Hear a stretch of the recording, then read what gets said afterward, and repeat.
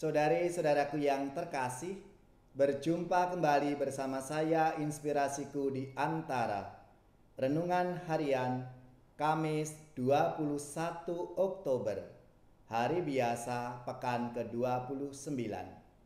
Semoga kita bersama keluarga, komunitas kita selalu dalam keadaan baik, tetap sehat dan bersemangat.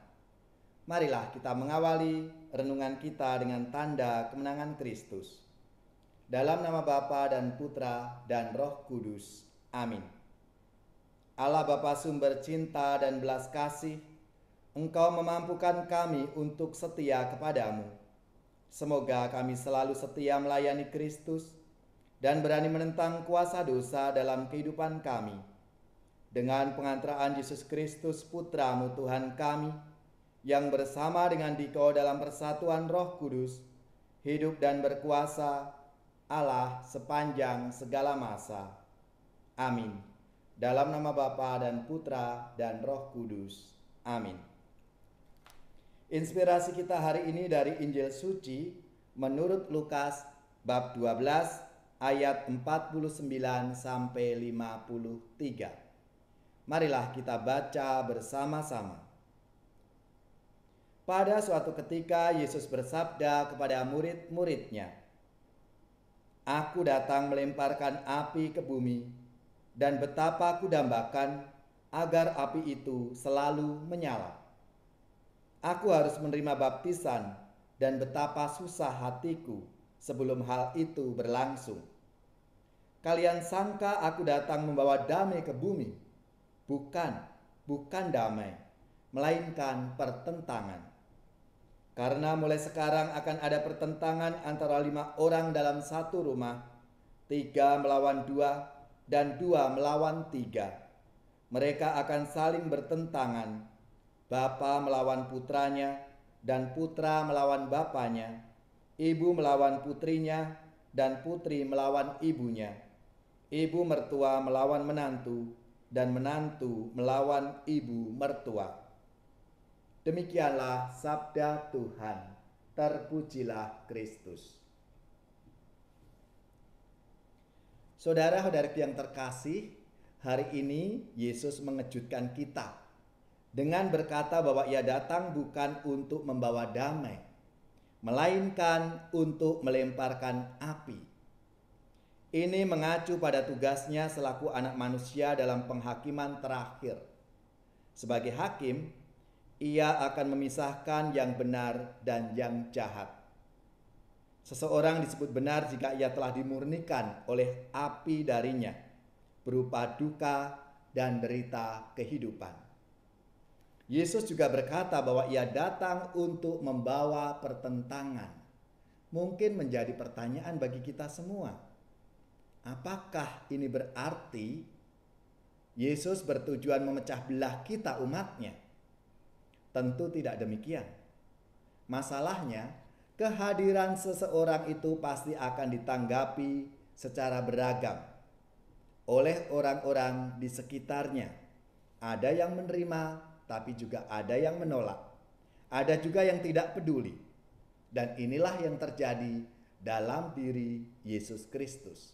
Banyak yang bersukacita menyambut kehadirannya, tetapi tidak sedikit pula yang memusuhinya. Kita semua para murid akan mengalami hal yang sama. Yesus dengan ini bermaksud menantang kita agar menjadi murid yang militan. Artinya apa murid yang militan itu? Tidak goyah ketika menanggung hinaan, tidak mundur ketika menghadapi penolakan. Kita harus tegar sebab Tuhan selalu ada di samping kita. Tuhan akan menopang kita. Saudara-saudaraku yang terkasih, iman kita memang harus selalu dimurnikan. Kepercayaan kita kepada Tuhan Yesus sebagai Putra Allah yang datang untuk menyelamatkan selalu harus dimurnikan. Maka sabda Tuhan hari ini mengatakan bahwa Yesus datang untuk melempar api ke bumi. Api melambangkan Roh Kudus yang membawa semangat menyala-nyala dalam hati orang yang percaya. Api juga melambangkan kuasa Allah untuk memurnikan umatnya. Api memisahkan siapa milik Allah dan siapa yang bukan. Yesus datang untuk menyelamatkan manusia, tetapi juga menyatakan hukuman bagi mereka yang menolaknya. Saudara-saudariku yang terkasih, gambaran tentang pertentangan dalam keluarga antara yang percaya dan tidak percaya menjelaskan bahwa proses beriman kita itu mengalami perkembangan yang terus-menerus. Pertentangan itu menjadi sarana untuk semakin memurnikan kepercayaan kita kepada Kristus.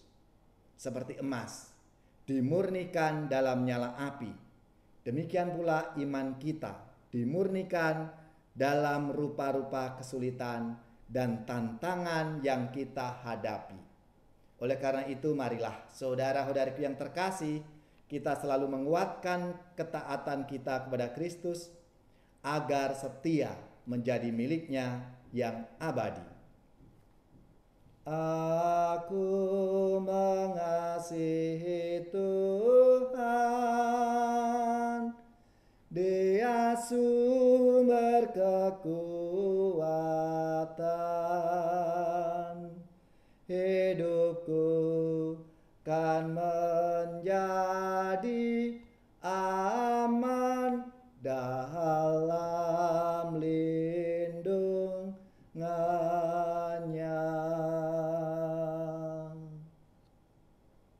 Semoga saudara-saudari sekalian, keluarga-keluarga dan komunitas kita, orang-orang yang kita doakan, mereka yang sakit, yang menderita, seluruh tugas, belajar, pekerjaan, usaha serta karya pelayanan kita dibimbing, dilindungi dan diberkati oleh Allah yang Maha Kuasa, Bapa dan Putra dan Roh Kudus. Amin.